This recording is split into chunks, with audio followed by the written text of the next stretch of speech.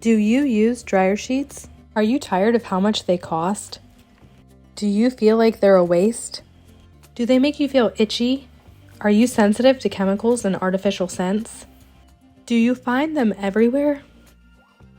If you answered yes to any of those questions, then you're in the right place.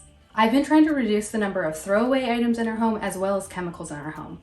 I knew there had to be an alternative to dryer sheets in our laundry. An alternative way that would remove static without sacrificing the softness and sometimes scent.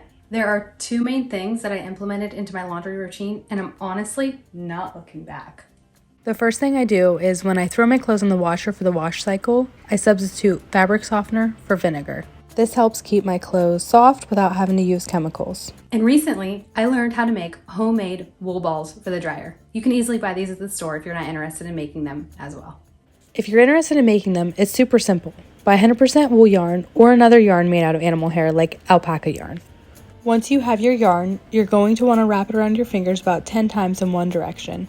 Then do it in the perpendicular direction and keep wrapping the yarn until it forms a ball. Make each roll about the size of a softball. When you get to the end of your ball, just take the end strand and use your scissors to tuck it into the ball. It'll all eventually felt together. Hey you, you, the one watching this video. If you enjoy content that saves you money and time, then please hit that subscribe button down below. Now that you have 3 completed yarn balls, take each ball individually and drop it into a stocking. Be sure to use a thicker pair of stockings or the wool will felt to the stocking and it'll be stuck to the pantyhose forever. Once you drop the yarn balls into the stockings, make sure to tie it off after each ball. Once you have your dryer balls in your stockings, run them through the washer and dryer for a few cycles using both hot and cold water. This allows them to felt.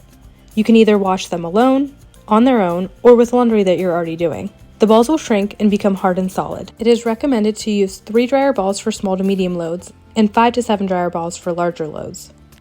Then you can take them out of the stockings. Now that you have your dryer balls, you can use them instead of dryer sheets in the dryer. As an added bonus, you can put a few drops of your favorite essential oils on the dryer balls prior to throwing them in the dryer. Dryer ball fun facts. They are good up to 1,000 uses. They reduce dry time, and when they're at the end of their life, you can still give them a new life as a pincushion, therapy ball, or compost them.